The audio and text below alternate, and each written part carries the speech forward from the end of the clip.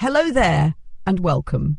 Tonight I shall softly guide you into the hushed and shadowed corridors of the past, where the clamour of the present falls away, where time itself drifts like a slow river, and every story arrives as gently as a candle flame in the dark. So, settle yourself, let your mind grow quiet, and if your eyes should close, let them, for we are about to wander into the world of feudal Japan and see it through the eyes of those who lived within its strict and silent confines. Our journey will follow the life of a woman in that time, not a noble heroine carved into legend, nor a famed concubine from the shogun's court, but an ordinary soul whose days were bound by customs as unyielding as iron. Through her, we will feel the quiet labour, the silent sacrifices, and the subtle forms of resistance that were possible in a society where her worth was measured by obedience, beauty, and bloodline. This is not the tale of battles and generals, but of kitchens scented with rice steam, of whispered conversations behind sliding doors, of seasons marked not by festivals but by the duties each one demanded.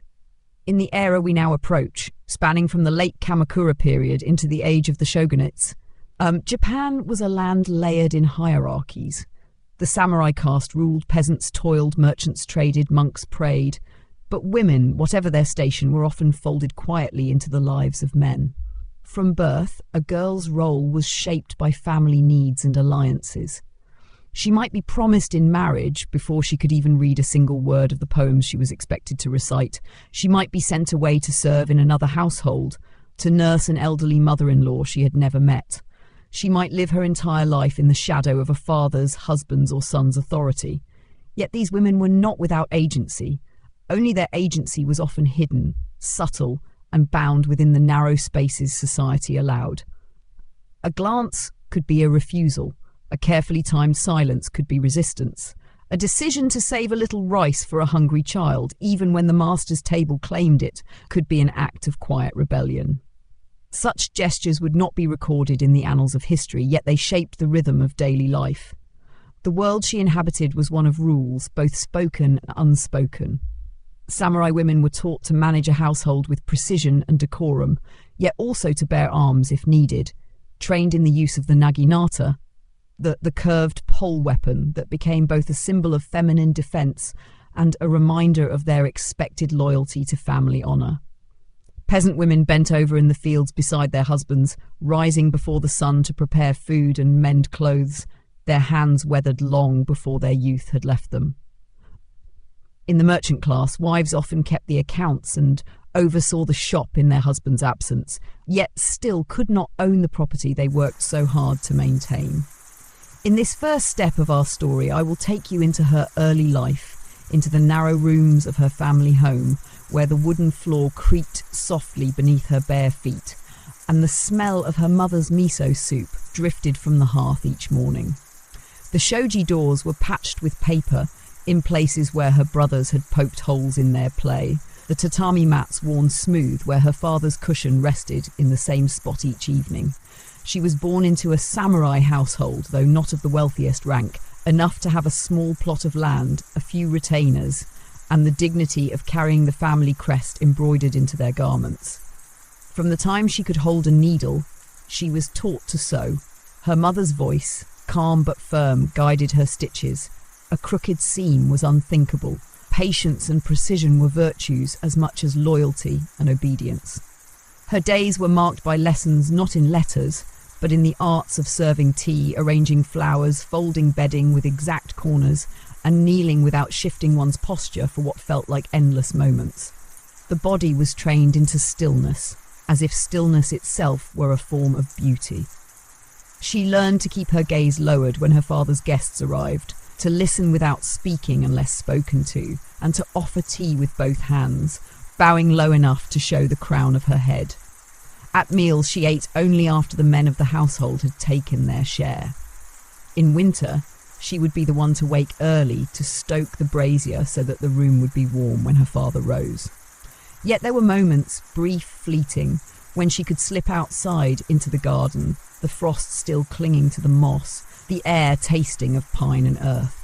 She would watch the koi in the pond, their slow movements stirring the water into ripples. These moments were hers alone, a quietness within the quietness, before the day's duties reclaimed her. Even in childhood, she understood that her life's path was not her own to choose. There was already talk, murmured between her parents, discussed when they thought she was not listening, of a marriage alliance with the son of another samurai family in a neighbouring province. She did not know the boy's face nor his voice. Yet the decision would be made long before she reached the age where such matters might be her concern. In their world, marriage was not for love, but for family honour, for securing ties and exchanging obligations. And so her early years passed in a rhythm of obedience, quiet observation, and the slow shaping of her spirit into the mould her family expected. But in her heart she carried something else, a small, unspoken question about whether this life could ever be more than service, more than silence. She had no answer yet, only the awareness that she was waiting for something, though she could not name it. The snow would fall thick that winter, softening the edges of the world, and within the white silence of those days, her place in that world would begin to take its deeper shape. When the winter deepened, the mornings became a quiet trial of endurance. The air in the small house bit at the skin, the brazier's coals often dying during the night. She would rise before the others, slipping from beneath the heavy quilted futon, the tatami mats cold and unwelcoming under her feet. She would kneel before the brazier, coaxing the embers with careful breaths, feeding them bits of kindling until the faint orange glow returned. The smell of burning pine filled the air, sharp yet comforting, a sign that warmth would slowly creep back into the room. Her mother would appear soon after, her hair bound in a neat knot at the nape of her neck, a woolen shawl drawn tight around her shoulders. There would be no lingering in warmth for either of them. The kitchen awaited. Together they prepared the morning meal, bowls of rice, pickled radish, and a thin soup of miso and wild greens. The sound of water boiling over the hearth was one of the few soft comforts of the cold season. Her fingers, red from the icy washwater, moved methodically, muscle memory carrying out tasks she had performed since she could remember. Her father's voice would announce the day before he appeared. It was deep and deliberate, carrying the weight of a man used to being heard without question. He would sit at his low table, accepting his meal with a nod. She placed the bowls before him with both hands, bowing so deeply that her forehead nearly touched the mat. Her brothers, though younger, were served next. She would eat last, after clearing the men's empty bowls, the rice left cooling in her own. In the hours after breakfast, the house settled into its winter rhythm. Her brothers were sent for lessons in swordsmanship and reading under the guidance of a retainer. She remained with her mother, mending clothes, spinning thread, and sweeping snow from the garden path, so the family's crest-stamped sandals would not be soiled. The work was constant yet quiet, broken only by the caw of a crow or the distant crack of bamboo in the frost. One day, while she was stitching the hem of her father's robe, she overheard her mother and father speaking in the adjoining room. The shoji door was drawn, but voices carried easily through paper walls. They spoke of the neighbouring province, of a family with whom they had long traded favours. The son was now of age. The father sought a bride to solidify bonds. She did not need to hear her own name to know it was hers they spoke of. The conversation was not romantic in nature, nor was it heated. It was a negotiation of futures, of duties, of the smooth continuation of both families' standing. Her mother's voice was careful, her tone respectful yet measured, as if ensuring that her daughter would be placed not in wealth alone, but where she might have stability. Her father, however, spoke more of obligations and debts, of the good fortune of securing a tie to a man who had proven himself in recent skirmishes. That night, as she lay beneath the futon, she stared into the darkness, hearing the faint rustle of snow sliding from the eaves. She thought of the young man she had never met. Would his voice be kind? Would he notice her in the way her father never did? Or would she be yet another quiet figure in a house where her name was spoken only when work needed doing? She imagined his home, larger perhaps, with more servants, or smaller, where she would carry even more burdens.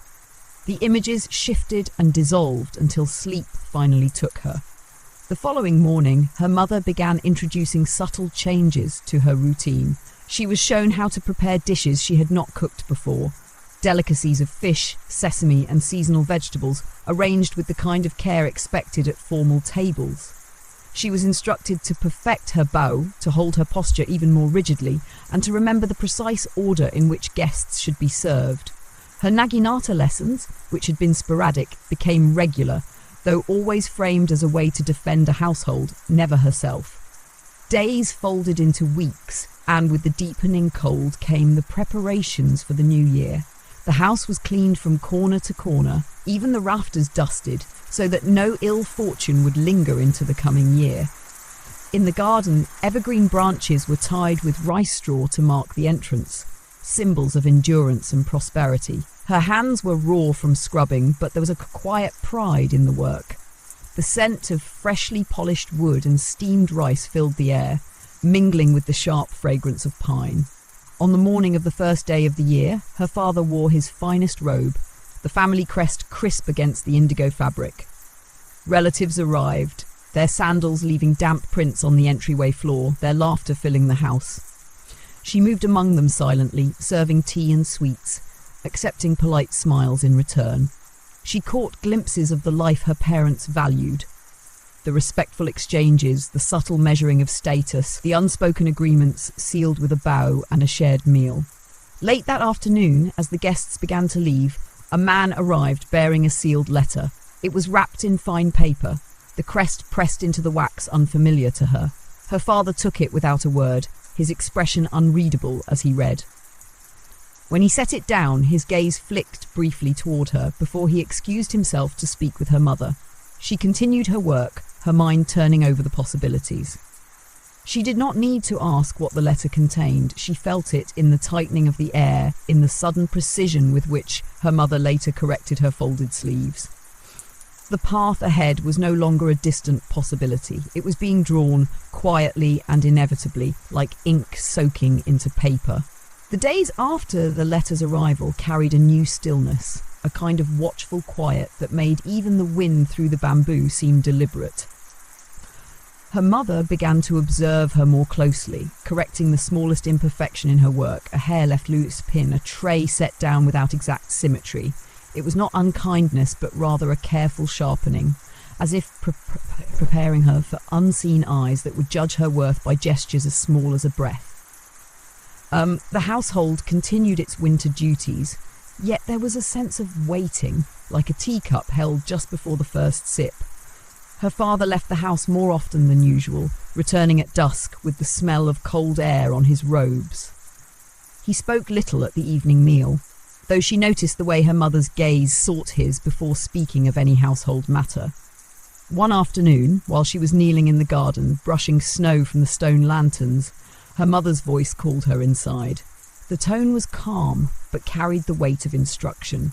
In the main room, her father was seated formally, a scroll unrolled before him. Beside him sat a man she had never seen before, older, with a narrow face, his hair threaded with grey though still thick, his posture rigid in the way of a trained warrior.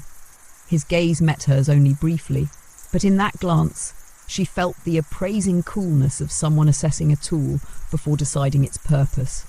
"This is Matsuda Dono," her father said. "He serves the household of Lord Takahama."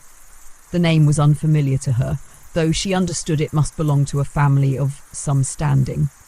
Matsuda Dono's voice was low, precise, as he exchanged formal words with her father. She understood little of the political layers beneath their conversation, but one thing was clear. This man was here to observe her.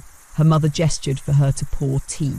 She moved carefully, each step measured, each bow exact. The tea ladled into the cups released a gentle steam that curled into the air between them. She kept her gaze lowered, her hands steady, her movements without haste or hesitation. Matsuda Dono drank without comment, then nodded once toward her father before speaking again. The visit was brief. When the man departed, her father watched him go in silence, his expression unreadable. That evening, while she ground sesame seeds for the next day's meal, she overheard her parents speaking in the kitchen's far corner. The match was not yet sealed, but negotiations were moving. The Takahama family was seeking a wife for their eldest son, recently returned from service in the north. The letter had been an inquiry, and Matsuda Dono's visit was the first measure. If they were satisfied, there would be a formal request. In the nights that followed, she found herself lying awake, listening to the creak of the house as it settled in the cold. She tried to imagine the man who might soon be her husband. Would his voice be stern like her father's? Or would there be moments of quiet conversation? Would he expect her to keep only to the inner rooms? Or would she be allowed to manage affairs beyond the kitchen and garden? She could not guess. The image shifted like water, clear for a moment, then dissolving.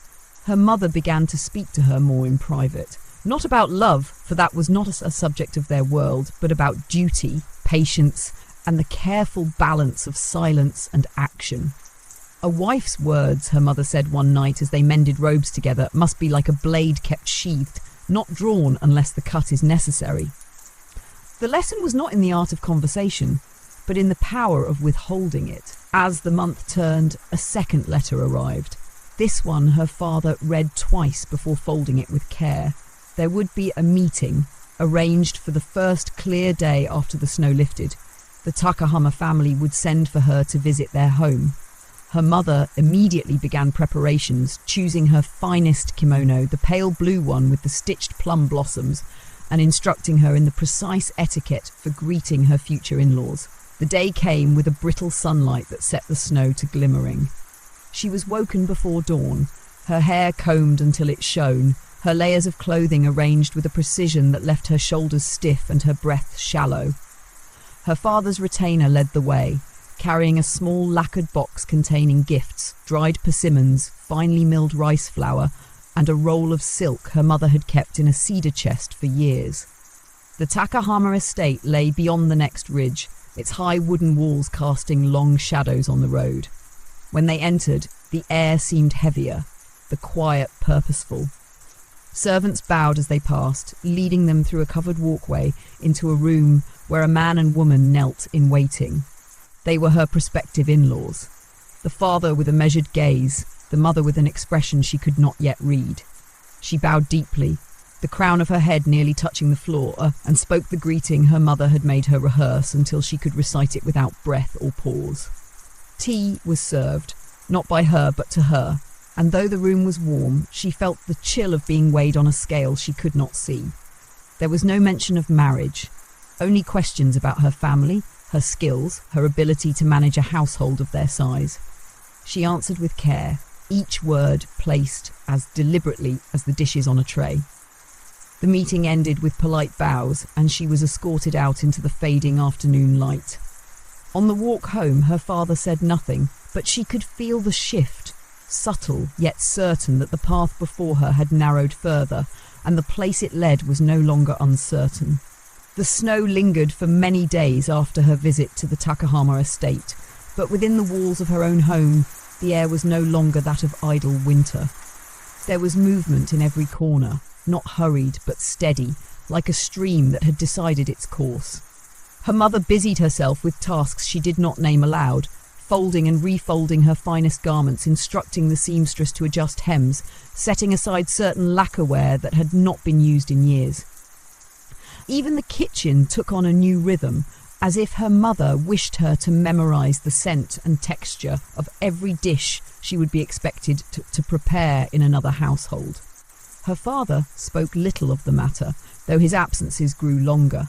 When he returned from these trips, the faint scent of unfamiliar incense clung to his robes, and the stiffness in his posture told her that decisions were being made far beyond the reach of her voice. At the evening meal, he would sometimes look at her with a gaze that seemed to measure not her face, but the years she had lived, and the years she would now live elsewhere. The letter came in the first week of a late winter thaw. It was sealed with the Takahama crest, the ink dark and deliberate against the pale paper. Her father broke it open without ceremony, read it once and passed it to her mother. No words were spoken, but she felt the quiet ripple through the room. She understood before anyone told her the match was accepted. She would be wed before the spring's first blossoms opened. That evening she was told of the arrangements. The wedding would be small, conducted with the formal rites appropriate to their stations, and she would then leave immediately for her husband's household. She would take only what was necessary, a few garments, the sewing tools given to her by her mother, and a small chest for her personal effects. Her dowry, arranged by her father, would include rice, sake, and a piece of land to be managed under the Takahama name. The days that followed became a blur of preparation. Her mother began a final series of lessons, each one as meticulous as if she were crafting an object rather than shaping a person. She was shown again how to fold bedding so that no crease could be seen, how to serve sake without spilling a drop, how to address elders with a balance of humility and dignity. She was reminded of the order of household duties, not only cooking and cleaning, but overseeing servants, keeping account of stores, and managing seasonal provisions so that the household would always appear prosperous, even in lean years. One morning, her mother placed a small cloth bundle in her hands. Inside was a finely made short blade, its lacquered sheath worn smooth from years of handling. "Every woman in our family has carried one," her mother said softly. "It is not for ceremony. If the time comes when it must be used, you will know." She did not speak of the darker duty such a blade could serve, self-defense, or in the most desperate of circumstances, the preservation of honor through one's own death. But the weight of it in her hands was enough to say what words could not. Her brothers grew restless in those days, sensing the change without understanding its depth. They teased her less, watched her more. Once, as she was arranging flowers for the alcove, her youngest brother asked if she would still think of them when she was gone. She only smiled and told him that in the spring she would send him pressed blossoms from the Takahama garden. It was a promise she was not certain she could keep, but it eased the moment. The morning of her wedding came with the sound of melting snow dripping from the eaves, each drop marking the slow turn of the season. Her hair was combed until it gleamed, pinned in place with ornaments her mother had worn on her own wedding day. Layers of silk were draped over her shoulders, the pale blue of her outer robe embroidered with the same plum blossoms she had worn when first she met her future in-laws. She moved as instructed, slowly, without hesitation, though each step felt as if it were carrying her farther from the person she had been. The ceremony itself was brief, held in the main room of her father's house. Vows were spoken in low voices, cups of sake passed between families. There was no feast, only the quiet exchange of formal words, the pressing of foreheads to the mat and the transfer of gifts. She bowed deeply before her parents, touching her head to the floor, and when she rose, she saw that her mother's eyes shone, though her expression did not change. By late afternoon, she was seated in the palanquin that would carry her to the Takahama estate. The path wound through forests still dusted with snow, past fields lying dormant under the pale light. She lifted the edge of the curtain once, catching a glimpse of the mountains in the distance, their peaks softened by mist. The sound of the bearer's steady footsteps, the creak of the wooden frame, and the faint jingle of fittings on the harness filled her ears in a rhythm that seemed to carry her away, not only in space, but in time. When the gates of her new home came into view, the palanquin slowed. The wooden walls rose high, their surface darkened with age, the tiled roofs edged with patches of melting ice. Beyond the gates, she could see the main hall, its wide veranda lined with neatly stacked firewood, the air carrying the scent of cedar and cooking rice.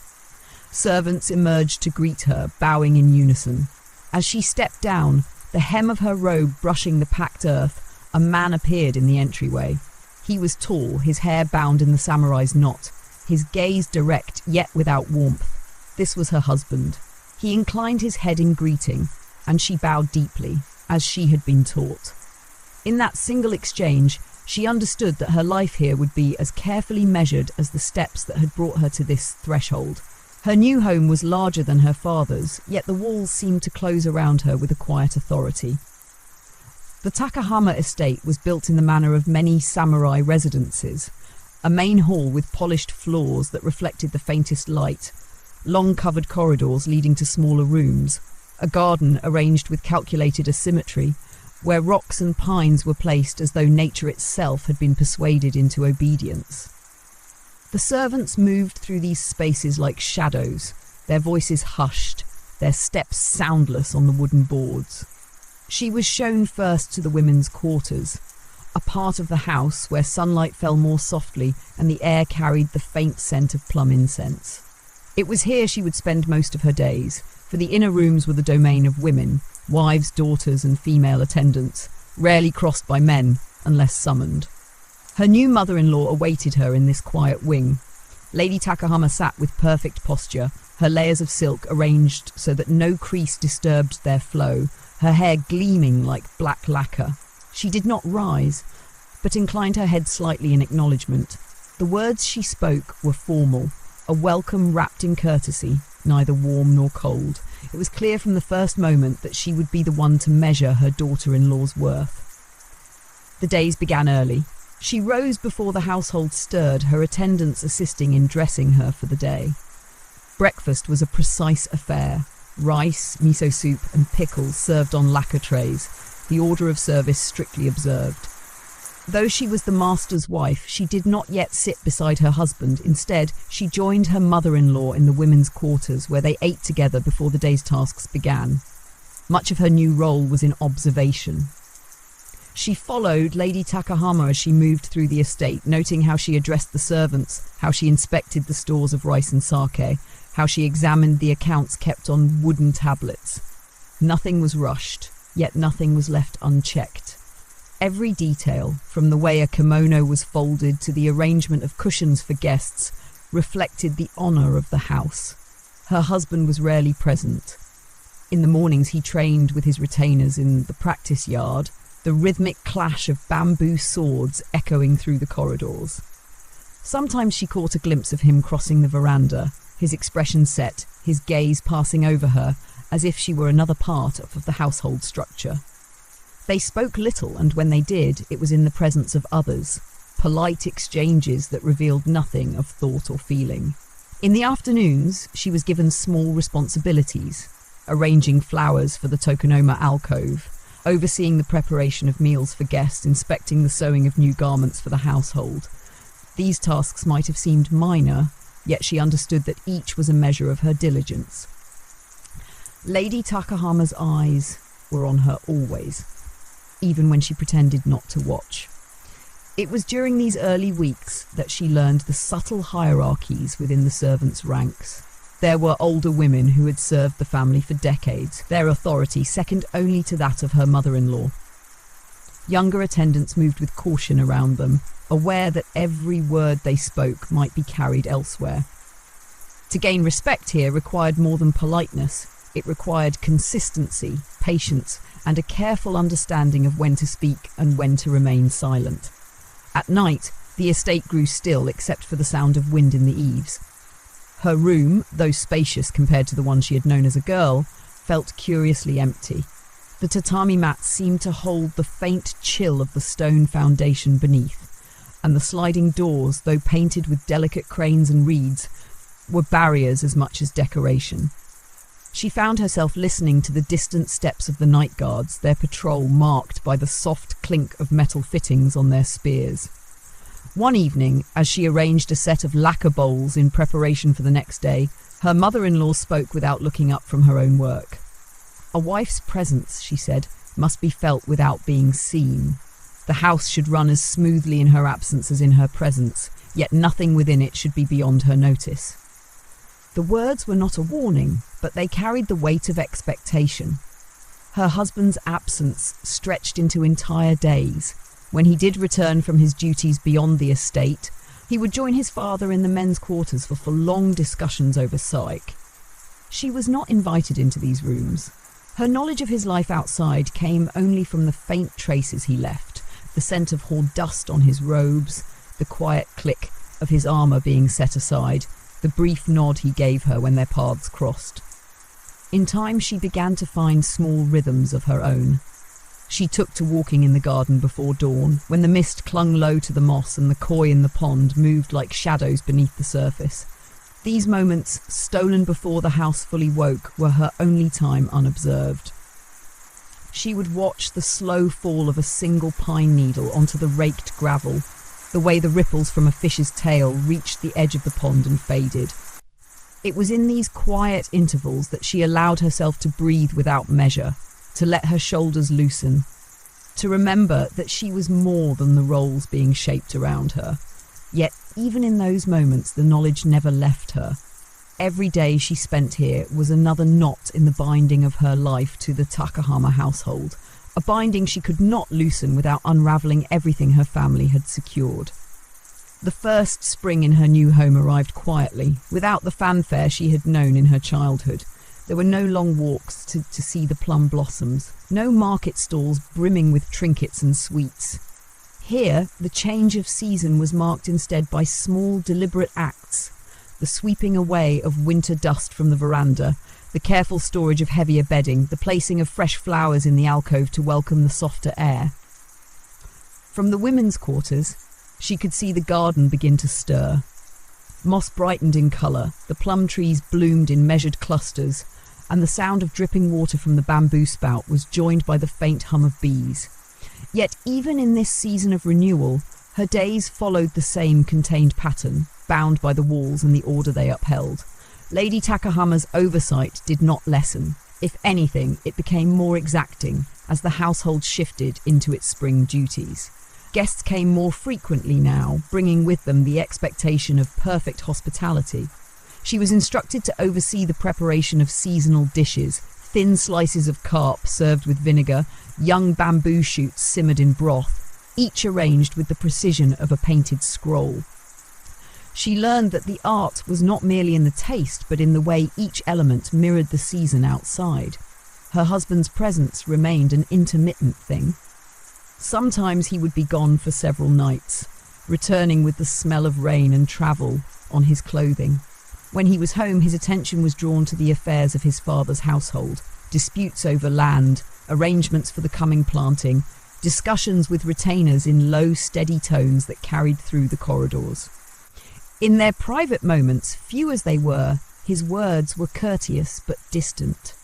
She could not yet say whether this was his nature or simply the custom of a marriage such as theirs. One evening, a request came from Lady Takahama for her to accompany her to a neighbouring estate. A relative had given birth, and the visit was both a courtesy and an opportunity for her to be seen beyond the household walls. She dressed in her second fine robe, a soft green patterned with cranes, and rode in silence beside her mother-in-law in the covered palanquin. The journey wound through fields just beginning to green, the smell of damp earth rising in the air.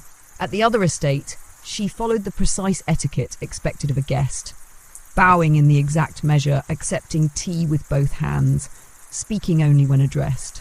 The new mother lay behind a screen, her voice soft with fatigue, while attendants moved quietly about.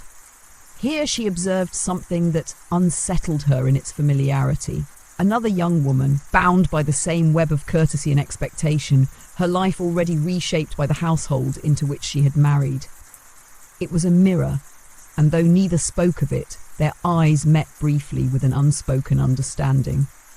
On their return, Lady Takahama said little, but the next morning she called her to the veranda where the sunlight fell through the lattice. "You must learn," she said, "that a wife is judged not only by her skill within her own household, but by how she is spoken of beyond it. A single careless word can linger longer than the scent of incense." The lesson was simple in form, but its weight settled on her like a quiet stone. As spring deepened, she began to take more responsibility for the women's quarters when her mother-in-law was occupied elsewhere. She oversaw the cleaning of storerooms, ensured that the kitchen's stocks were in order, and kept a careful tally of what was needed for the coming festivals. These tasks gave her a certain quiet authority among the attendants, though she never forgot that it was authority lent to her, not her own. In moments between duties, she found herself drawn more often to the garden. One afternoon, she knelt beside the pond, scattering a few grains of rice onto the water. The koi surfaced slowly, their mouths breaking the stillness in measured circles. She thought of the life she might have had if she had been born into a family of merchants or farmers. Perhaps more freedom to walk the village streets, more say in the rhythm of her days. Yet such thoughts, though tempting, were dangerous to dwell on. News arrived one evening that her husband would be leaving again, this time for a longer journey to inspect lands in a distant province. His departure was matter of fact, marked only by the preparation of travel supplies and a brief word to her as he passed through the corridor. "See to my mother's needs," he said, and was gone before she could reply. The nights after his leaving were strangely quiet. Without the faint sound of his presence in the men's quarters, the estate seemed to settle more deeply into silence.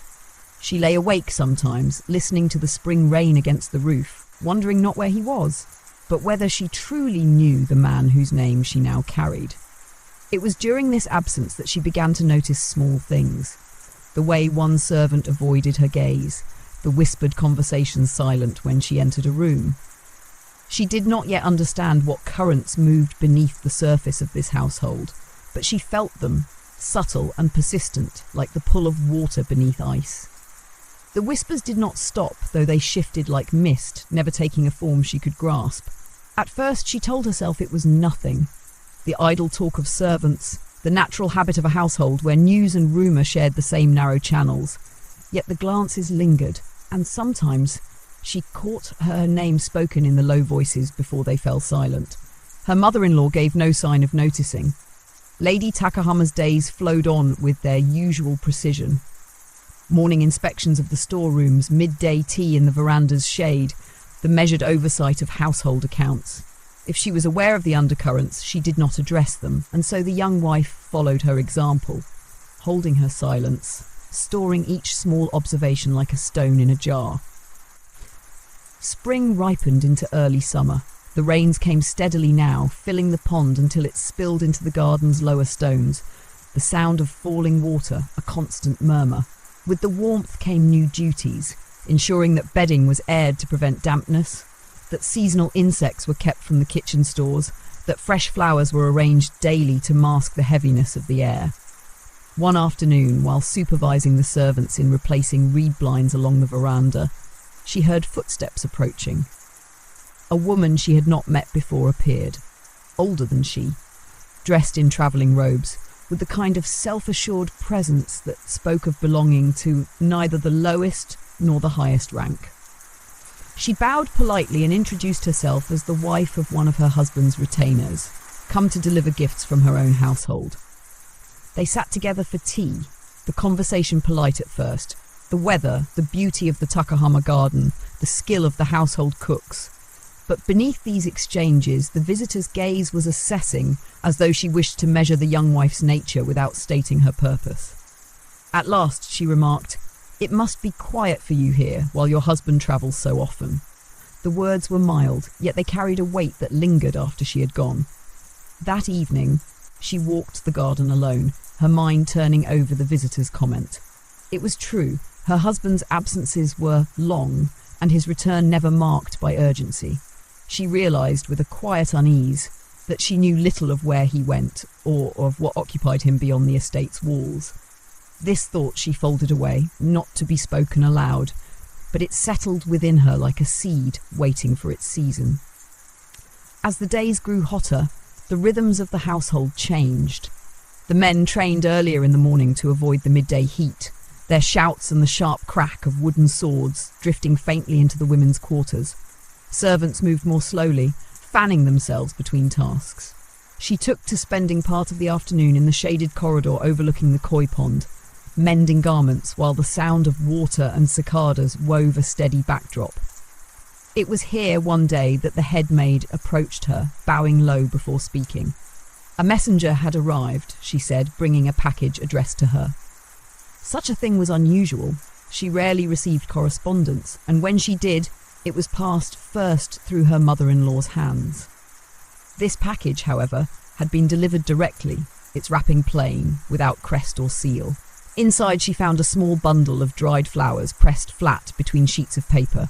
They were the pale pink of early spring plum blossoms, fragile now from their long journey. No note accompanied them.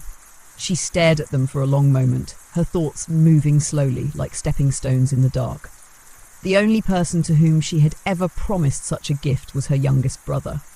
When she asked the messenger who had sent them, he shrugged. saying only that he had been paid to deliver the bundle to the estate gates.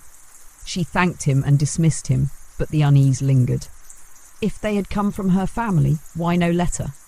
If they had not, then who had thought to send them, and why? That night, she placed the blossoms inside her sewing chest, wrapped in fresh paper. She did not tell her mother-in-law. Some things, she had learned, were better kept in one's own keeping until their meaning became clear. Days later, during a morning inspection of the kitchen stores, she overheard two servants speaking in low tones about the master's return. Their voices held neither excitement nor relief, but something more cautious. When they saw her, they bowed quickly and moved away. Her mother-in-law later confirmed, without expression, that her husband was due back before the week's end. She prepared for his arrival as was proper, seeing that his rooms were cleaned, that fresh bedding was laid, that the evening meal was arranged with his favoured dishes. Yet beneath the ordered tasks, she felt a faint tension, as if she were bracing for something she could not name. When he returned, the air of the household shifted. The men greeted him with respect, but their voices carried a note she could not place. He greeted her with a brief nod, his eyes holding hers for a fraction longer than usual. Then, without a word, he disappeared into the men's quarters with his father. That night, as the cicadas hummed and the rain began again beyond the eaves, she lay awake listening to the faint murmur of voices through the paper walls. She could not make out the words, but she knew they were speaking of matters she would not be told. Somewhere in those low tones, she felt, was the reason for the glances, the whispers, and the blossoms sent without a name. The following morning broke under a heavy sky, the kind that seemed to press the air low to the ground. The courtyard stones were still slick from the night's rain, and the garden held the scent of wet pine. She rose as usual, dressing with the same care, arranging her hair so that no loose strand could betray haste. Her husband did not appear for breakfast. Instead, a servant informed her that he had gone out early, taking 2 retainers with him. No explanation was given, and none was expected. In the women's quarters, life continued. Rice steamed, floors were swept, accounts tallied. Yet she sensed the shift in rhythm like the faint offbeat in a drum. Lady Takahama summoned her to the veranda mid-morning. Together they inspected the newly mended reed blinds, their shadows casting long vertical lines across the polished floor. "Summer is the season when the house shows its discipline," her mother-in-law said, her gaze fixed on the garden. "Heat dulls the mind. It is your duty to ensure that order does not fade with the season." It was advice, but also a warning, a reminder that a household's face to the outside world must never waver. By late afternoon, her husband returned. She met him in the corridor, bowing in greeting. He acknowledged her with a glance and said only, "Prepare for guests tomorrow."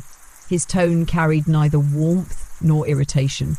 It was the voice of someone issuing a necessary instruction. Before she could ask who the guests might be, he had already passed into the men's wing. That evening, the women's quarters hummed with quiet preparation. Special dishes were discussed, cushions for the guest room selected, flower arrangements planned. She oversaw the work without question, though her mind lingered on the possibilities. Guests could mean family allies, officials, or even those seeking favour, each requiring a different balance of formality and deference. The next day dawned bright, the heat already rising from the stones before mid-morning. She dressed in a summer-weight kimono, pale with a pattern of flowing water, and took her place beside Lady Takahama to greet the visitors. When the gates opened, she saw 2 men enter, accompanied by attendants, both dressed in travelling robes, their movements deliberate. Introductions were made. One was a minor lord from a nearby province. The other, she learned, was his son. They were guests of her husband, though their purpose in coming was not spoken aloud. Tea was served in the reception room, the men's conversation kept behind sliding doors, the low tones occasionally rising and falling. In the women's quarters, she entertained the visiting wife of the elder lord, a dignified woman whose calm presence reminded her of her own mother. Their talk was courteous and without sharp edges. The challenges of keeping a household in summer heat, the changes in seasonal markets, the health of elders. Yet beneath the polite words, she felt the same undercurrent she had sensed before, as if she were being studied for reasons she could not yet see. When the guests departed in the late afternoon, her husband's expression was unreadable. He spoke little to her in the days that followed, though she noticed that his absences grew shorter. He seemed to spend more time in the estate, sometimes crossing paths with her in the garden or corridor. Each meeting was brief, marked by an exchange of bows, his gaze steady but giving nothing away. It was during this quieter period that she decided to take a more deliberate hold of her place in the household. She began rising earlier, inspecting the storerooms before her mother-in-law did, correcting any faults she found. She spent more time with the senior servants, learning not just the tasks, but the rhythms of their work. When the well water was drawn, which merchants were most reliable, which paths through the estate allowed one to move unseen. The whispers among the staff lessened, though they did not vanish entirely. She came to understand that some of what she had overheard was not about her at all, but about matters in the men's quarters, things the servants knew but could not speak of openly. The separation of worlds was complete. The women managed the visible order of the household. The men dealt with whatever lay beyond its gates. One evening, as she was arranging flowers in the alcove, she heard her husband's voice from the corridor. It was closer than she expected, and when she turned, she saw him standing just beyond the threshold. For a moment, he seemed about to speak, but instead he stepped inside, his gaze falling on the flowers. "You have a steady hand," he said quietly, before turning and leaving as swiftly as he had come. It was the first unprompted remark he had made to her since their marriage. The words were simple, yet they lingered with her through the night, not because they revealed affection, but because they suggested he had noticed something, and noticing in this household was rarely without purpose. The next morning she found a folded paper placed discreetly beside her sewing chest. It was unsigned, the handwriting neat, the message brief. Be cautious with what is given and what is withheld. There was no explanation, no mark to identify the sender. She read it twice, then folded it again and hid it beneath her garments. It was the first time she truly felt that whatever currents moved beneath this household's surface were drawing her in, whether she wished it or not. The note's words settled in her mind like a shadow that refused to lift. She went about her duties as usual, her hands arranging trays, folding garments, sweeping corridors. Yet a part of her remained fixed on that single sentence. Be cautious with what is given and what is withheld. It was not clear whether it was warning, counsel, or threat.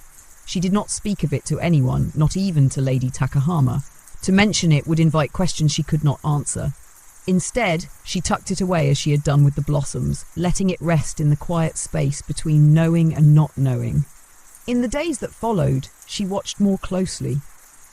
She noticed how certain servants moved between the men's quarters and the outer gates, carrying messages in sealed pouches. She noticed how her husband sometimes received visitors late in the evening, the lanterns in the reception hall burning low, the sound of voices kept to the faintest murmur. And she noticed that her mother-in-law, though she maintained her calm authority, occasionally paused in her work as if listening for something beyond the reach of ordinary ears. The summer heat deepened. The air in the corridors grew heavy, and the garden's pond shrank slightly with each week, its surface crowded with dragonflies. The reed blinds hung motionless in the still air, and even the servants moved more slowly, conserving their strength. It was during this stifling season that her husband's younger sister returned for a visit. She was unmarried still, though of an age where such matters were soon decided, and her presence brought a quiet brightness to the women's quarters.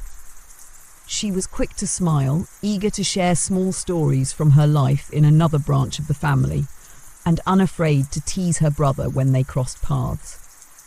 One afternoon, as they sat together shelling beans for the evening meal, the sister leaned closer and said in a lowered voice, "You are quieter than I expected. My brother does not speak much of you." It was said without malice, almost as curiosity, but the words struck more deeply than they should have. She offered a polite reply, yet the thought stayed with her long after. That evening, after the meal had been served and the house settled into its slower night rhythm, she walked the veranda to the farthest edge of the garden. The air was cooler there, the sound of water from the bamboo spout breaking the silence. She wondered whether her quietness was a shield or if it had been shaped by the very walls around her. A few nights later, she was called unexpectedly to the reception room. Her husband was there with two men she did not recognize, both dressed in travel-worn robes, their faces tanned from the sun. She served them sake without speaking, bowing at the proper moments, her presence acknowledged but not invited into their conversation. When she withdrew, she passed the headmaid in the corridor. The older woman's eyes met hers briefly, and in that brief glance she read something unspoken. You should remember this night. The following morning the men were gone, their departure as quiet as their arrival. No one spoke of them, yet she felt the residue of their visit in the stillness of the household, as though some decision had been set in motion. It was then she recalled the note. Be cautious with what is given and what is withheld. Perhaps it was not only her own behaviour being measured, but the exchanges between the household and those beyond its walls. She began to think of every gift, every word, as a kind of weight on an unseen scale. Her husband left again not long after, though this time without ceremony. There was no gathering of retainers, no visible preparation, only the quiet fact of his absence. Lady Takahama did not appear troubled by it. The duties of a samurai are not for us to question, she said when asked by another in the women's quarters. In his absence, she resumed her early walks in the garden. The pond had shrunk further, the stones at its edges now visible where water had once covered them. She thought of how water, when held too tightly, will always find a way to escape. It was a thought she did not fully understand, yet one that stayed with her.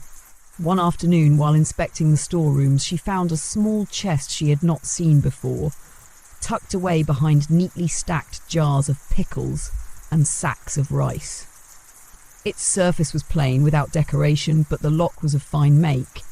She asked the storeroom keeper about it, but the woman only bowed and said it belonged to the men's quarters. That alone made it unusual, for items of that kind were rarely stored in the women's domain. She said nothing more, but she noted its place and its weight in her mind. Whatever currents moved through the Takahama household, they seemed to be flowing closer to her, drawing her into the spaces where silence was as valuable as knowledge. The locked chest lingered in her thoughts for days. She went about her work with the same steady composure, but her mind returned to its presence in the storeroom again and again, like a stone in the path she could not step around. It was not that she sought to pry. She understood well that there were things in a samurai household meant to remain unseen by certain eyes, but the fact of its placement in a space governed by the women's quarters felt deliberate. Her mother-in-law gave no indication she knew of it. Lady Takahama's focus remained on the endless cycle of household care. The summer heat pressed heavily upon the estate now, and the work shifted to guarding against decay, ensuring that rice did not spoil, that tatami mats were dried in the sun to keep mould away, that summer insects were swept from the eaves. She took part in each task, her movements unhurried but precise, a pace that allowed her to notice when the storeroom keeper hesitated ever so slightly each time she passed the chest. One evening, after the day's work was finished, she lingered in the garden as the air began to cool. The sun had slipped low, casting the pines in long shadows across the gravel. She could hear voices from the men's quarters, though not her husband's. He had not yet returned from his latest journey. The sound was faint, the words indistinct, but the tone was one of controlled urgency. That night she dreamt of the chest. In her dream it was open, and inside lay a folded letter stained with water, a small dagger wrapped in cloth, and a handful of coins that glinted even in shadow. She woke before dawn, the dream clinging to her like the dampness of the summer night. A few days later, a visitor arrived unannounced, a man of middle years, his travelling robes bearing no crest. He was received in the men's wing, and she caught only a glimpse of him as he crossed the veranda. Yet she saw how the headmaid, usually steady as stone, lowered her gaze quickly as he passed. By evening he was gone, and with him went one of the estate's junior retainers, departing without explanation. It was not until the next morning that she noticed the chest had been moved. The space it had occupied was now filled with a neatly stacked row of jars, and when she asked the storeroom keeper, the woman only said that it had been returned to where it belonged. No further detail was offered, and none was expected. The days passed into the season's height, the heat unbroken. In the women's quarters, tempers frayed in small ways, a snapped word here, an impatient gesture there, though Lady Takahama herself remained as composed as ever. The young wife followed her example, speaking little, but watching everything.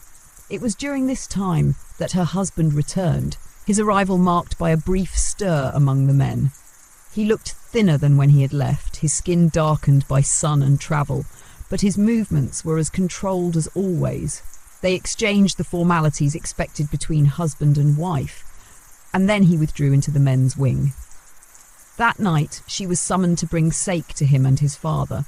It was a rare request. Usually, such duties were given to the servants. She carried the tray with both hands, bowing low as she entered the room. The two men sat across from each other, their faces calm but their eyes alert. As she poured the sake, she felt the weight of her father-in-law's gaze, steady and searching. When she rose to leave, her husband spoke, his tone even. "You have kept the house in order." It was not praise exactly, but neither was it indifference. She bowed and left without reply, though her pulse had quickened. In the days that followed, her duties expanded subtly. She was asked to review the accounts before they were presented to Lady Takahama, to oversee the arrival of certain deliveries at the back gate, to ensure that certain guests were greeted in a manner both discreet and precise. None of these tasks were beyond her ability, but their nature made her aware that trust, once given, also carried the weight of expectation. One humid afternoon, while supervising the airing of bedding in the garden, she caught sight of her husband speaking to the headmaid beneath the shade of the veranda. Their exchange was brief, but his expression was sharper than usual, and the maid's bowed deeper. When he turned and noticed her watching, his gaze held hers for a heartbeat longer than courtesy required. That evening, a package was placed discreetly in her room. Inside was a folded length of indigo-dyed silk, fine but unadorned, with no note to explain its purpose. She ran her fingers over the smooth fabric, feeling the faint coolness of the dye. She did not know whether it was meant as a gift, a sign, or a message of some other kind. But she thought again of the warning in the anonymous note. In this house, she was learning. Nothing was given without meaning, and nothing withheld without reason. The indigo silk remained folded in her room for several days. She neither wore it nor displayed it, uncertain of its intended use. In the women's quarters, every object had its place, and every gift its implication. To handle it incorrectly could be to answer a question she did not yet understand. Lady Takahama made no mention of it, and her husband did not speak of it either. If the fabric was meant as a sign, it was a silent one, left for her to interpret. She placed it carefully in the cedar chest where she kept her own garments, wrapped in plain cloth to protect it from the summer air. The heat deepened into the season's peak. Afternoon storms rolled in without warning, the rain striking the roof with a force that left the garden dripping for hours afterward. The pond, which had been shrinking in the early summer, began to swell again, its surface broken by the darting of fish near the edges. It was on such an afternoon that Lady Takahama instructed her to accompany her to the main reception hall. "There will be guests from the capital," she said, her voice even. "You will observe, and you will remember." The guests arrived with the quiet confidence of those accustomed to being received. They were two men and a woman, their robes of a finer weave than most visitors she had seen, the patterns subtle but costly. Their hair was bound with precision, their movements unhurried, as though the journey had been nothing more than a walk across a courtyard. In the reception hall, her husband and father-in-law greeted them with formal bows. The conversation, though polite, carried a current beneath its surface. The words spoke of seasonal changes and the state of the roads, but the tones suggested matters of weight hidden within pleasantries. She poured tea and sake as required, her presence acknowledged, but her voice unneeded. When the guests departed in the late afternoon, Lady Takahama remained seated for some time, her gaze fixed on the garden beyond the open shoji. "Those from the capital bring both opportunity and burden," she said quietly. It is not always easy to tell which is which until long after they have gone. The next morning, the household stirred earlier than usual. Messengers came and went from the gates. Retainers gathered in the courtyard, and the air felt charged, as though awaiting a change in the weather. Her husband was in constant motion, moving between the men's quarters and the outer gates, giving instructions in a tone too low for her to catch. Amid this quiet storm, she was called to inspect a delivery of rice and sake. The head maid accompanied her, though it was a task she could have done alone.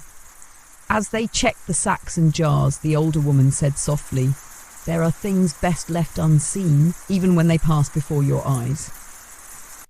The words were offered without further explanation, but the weight in them was clear. That evening she found her husband in the garden, standing near the pond as the light faded. It was rare to find him there alone.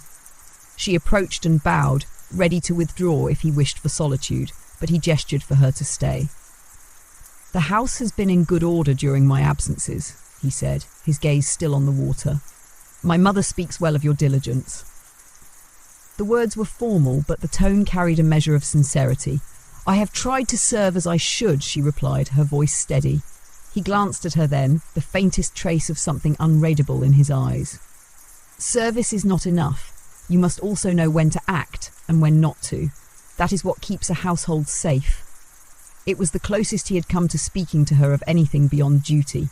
She bowed again, acknowledging his words, though she understood that their meaning might only become clear in time. The next day brought another change. A messenger arrived bearing a small wooden box sealed and addressed to her. This was unusual enough to draw the attention of the women's quarters, though no one asked openly about its contents. She carried it to her room before opening it. Inside, she found a single hairpin of black lacquer, its head carved into the shape of a camellia. It was a beautiful piece, modest in ornament, but unmistakably crafted by a skilled hand. There was no note, no indication of the sender. She turned it over in her fingers, feeling the smoothness of the lacquer, the slight weight of the carving. Like the silk, it was something given without explanation. She placed it beside the indigo cloth in her cedar chest, the two objects now lying together, tokens whose meaning she could not yet name, but which she suspected were not meant to be forgotten. The days that followed the arrival of the hairpin passed in a rhythm that felt at once ordinary and watchful. She continued her duties, overseeing the kitchen, inspecting storerooms, attending to Lady Takahama. Yet the presence of the two unexplained gifts lingered at the edge of her thoughts. The indigo cloth and the camellia hairpin lay together in her cedar chest, each carrying a weight she could not measure. Summer began to wane. The air, though still warm, carried in the mornings a faint coolness, and the first red-tinged leaves appeared on the maples in the outer garden. The household shifted in its labours, preparing for the change of season, repairing thatched roofing, ordering supplies for the autumn festivals, and storing away the lighter reed blinds. One afternoon, as she helped supervise the moving of heavy chests from the veranda to the interior rooms, the head maid approached her with a quiet suggestion. "You may wish to see the rear gate this evening. Something will be leaving the house." The words were spoken with care, almost as if reciting a line meant to be overheard. At dusk, she made her way toward the rear of the estate, moving as if on an ordinary inspection of the garden paths. The rear gate was less ornate than the main entrance, used for deliveries and the discreet movement of goods.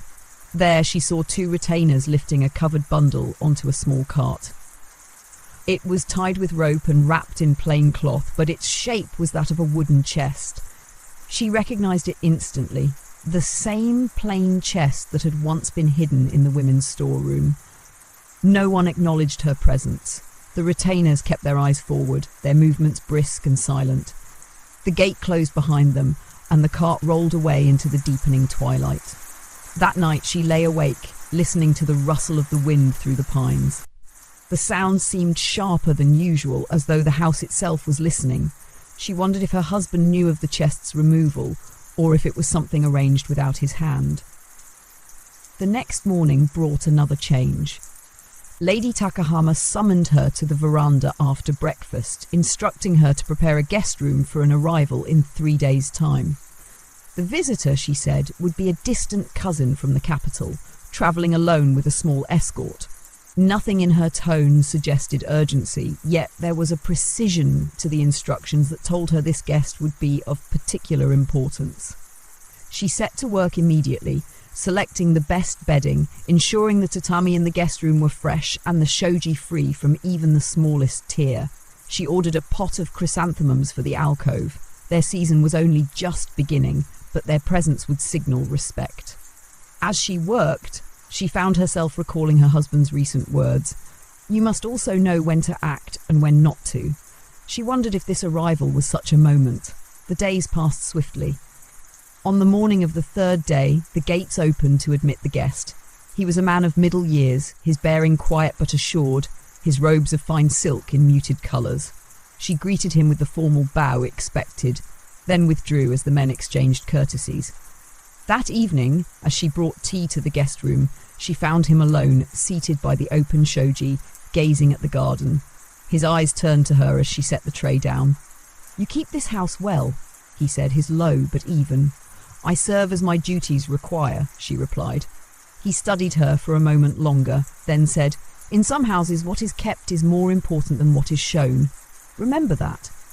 She bowed in acknowledgement, but his words stayed with her long after she had left the room.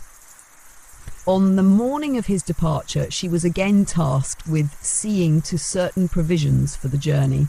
As she handed the guest a small packet of dried fish, she noticed that his gaze drifted to her hair, where she had pinned it up as usual. He said nothing, but when she returned to her room later, she found that the camellia hairpin was no longer in her chest. She searched the room carefully, though she knew she had not moved it. It was gone as quietly as it had come. In its place, on the folded indigo cloth, lay a small slip of paper with just 3 brushstrokes, the character for wait written twice, and the character for water. She sat for a long while staring at it, the air heavy in her chest. There was no explanation, but she felt, as surely as she had when the chest left the storeroom, that whatever currents moved in this household were drawing her towards something she could neither see nor refuse. The slip of paper lay in her palm, its 3 characters stark against the pale fibres. Wait, water. She traced the brushstrokes with her eyes until the ink seemed almost to shift, as though the words themselves were alive. She had learned long ago that not every message was meant to be understood at once. Some were like seeds, their meaning breaking the surface only in their season. Still, this one carried a quiet insistence, as though the time for waiting was close to ending. She hid the paper beneath the folded indigo cloth, the space in her cedar chest now emptier without the camellia hairpin. The absence was sharper than she expected, not because she had grown attached to the object itself, but because its removal felt like a piece of the unseen puzzle being taken away. That evening, the air was thick with the promise of rain. Dark clouds gathered over the hills, and by nightfall, the sound of water drummed steadily on the roof tiles. She listened to it as she lay beneath her bedding, the rhythm matching the beat of her own thoughts. The next day brought a restlessness to the household. Servants moved more quickly than usual, though their tasks were the same as always. Lady Takahama inspected the storerooms twice, her questions short, her eyes lingering on the shelves as though expecting something to be missing. It was in the late afternoon, as she walked along the covered corridor toward the women's quarters, that she caught sight of her husband near the rear gate. He stood with 2 men she did not recognise, their heads bent together in quiet conversation. One of them handed him a small bundle wrapped in oilcloth. He accepted it without hesitation, then dismissed them with a nod. When he turned and saw her, his face gave nothing away. He simply inclined his head and continued into the men's wing. That night, after the household had gone still, she rose quietly and slid open the shoji to look out at the garden. The rain had stopped, but the pond had risen high, lapping against the lowest stones. The reflection of the moon was broken by the faint ripple of koi moving just beneath the surface.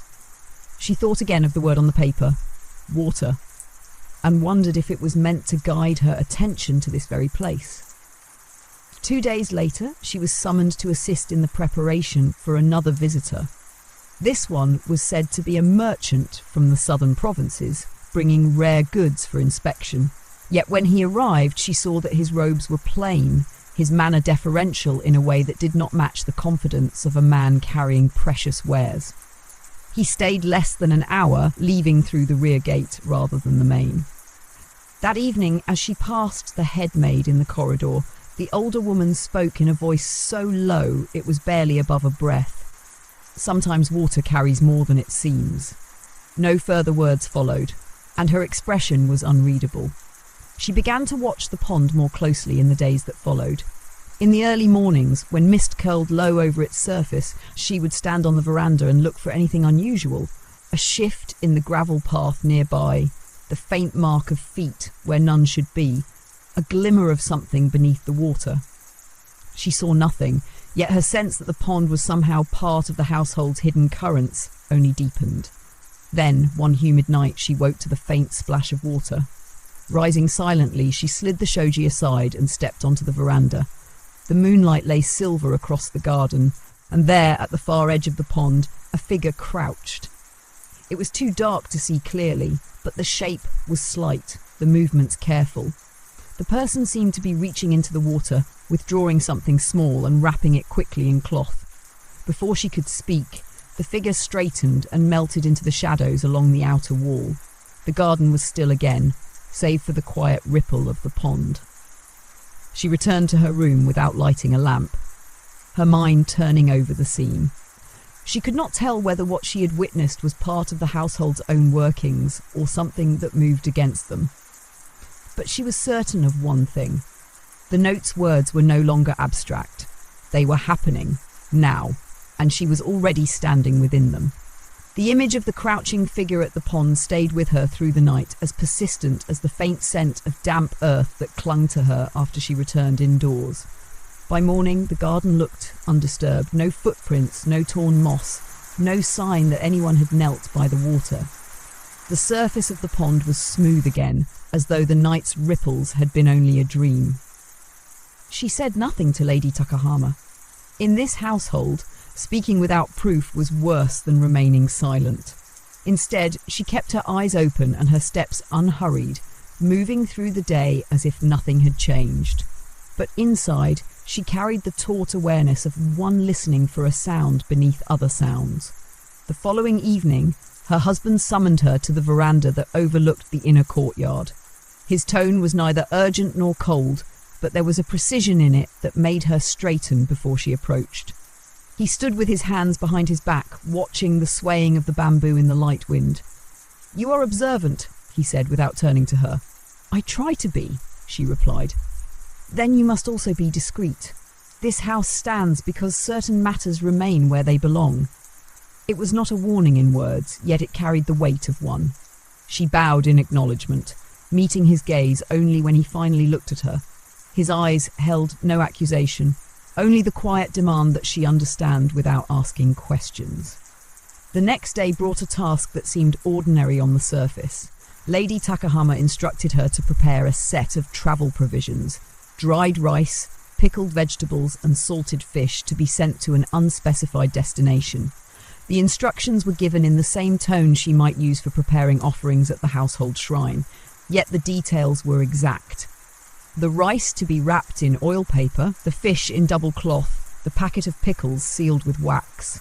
When the provisions were ready, she handed them to the head maid, who in turn carried them to the rear gate. The young wife did not follow, but she listened for the faint sound of cartwheels on the gravel, marking the departure without seeing it. That night she opened her cedar chest and unwrapped the indigo cloth. Beneath it lay the slip of paper with its 3 brush strokes. Wait! Water! She placed it in her sleeve, as if carrying it closer might bring its meaning into sharper focus. The next morning dawned grey, the sky heavy with the promise of more rain. As she crossed the garden to inspect the kitchen storeroom, she paused by the pond. A few leaves floated on its surface, and the waterline had dropped slightly after several dry days. She knelt, trailing her fingers lightly in the water. It was cooler than she expected, and for a moment she thought she felt something firm beneath the surface, the edge of a submerged stone, perhaps, or something else hidden from view. Before she could test it further, a servant approached with news. Her husband requested her presence in the reception hall. It was unusual for him to summon her there, a place where the men typically received guests. Inside, she found him alone, seated near the open shoji. A small wooden box rested on the floor between them. Without preamble, he gestured toward it. "This," he said, "is to be kept in the women's quarters for a time. You will see that it is undisturbed." She bowed and accepted the box, noting its weight and the smoothness of its surface. There was no lock, yet she did not try to open it. She knew better than to touch what had been placed in her care without leave. As she carried it back to her room, she realized that it was almost the same size and shape as the chest she had seen taken from the storeroom weeks earlier. She set it in the farthest corner of her chamber, partly hidden by a folded screen, and laid the indigo cloth over it. That night, as the rain returned and the pond swelled again in the garden, she lay awake with the sound of water in her ears. The note's words echoed in her mind, no longer distant, but close enough that she could almost feel their meaning pressing against her like the weight of the box at her side.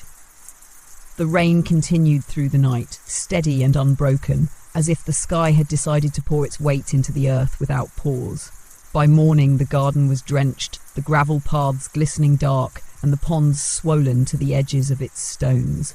From her veranda, she watched the water ripple under the drops, each circle widening until it touched another, merging into patterns that disappeared as quickly as they formed.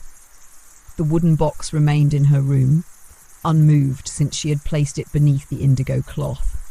Its presence was both silent and insistent, like a guest who never spoke, but whose gaze followed every movement. She went about her day as usual, yet she felt its weight in her thoughts, no matter where she walked. Lady Takahama made no mention of it. Her instructions that morning concerned only the ordering of supplies for the coming autumn: chestnuts from the hills, radishes for pickling, and rice wine to store for the winter festivals. The head maid was sent to oversee the transactions at the main gate, leaving the women's quarters unusually quiet. By midday, the rain eased into a mist. She decided to air the bedding, carrying it to the covered veranda so that it could take in the freshened air. From there, she had a clear view of the pond. Near its far edge, something pale caught her eye. A sliver of wood or bone just beneath the surface, half hidden by the reflection of the pines. She kept her gaze on it for several breaths before turning away, not wishing to draw attention from anyone who might be watching. That evening, her husband returned earlier than expected. He appeared in the corridor outside her room without sending a servant ahead to announce him. His eyes went briefly to the folded screen that hid the box, but he said nothing of it. Instead, he asked, "Has it been disturbed?" "No," she replied. "It is as you left it." He studied her face for a moment, then nodded. "Good. You will keep it a while longer."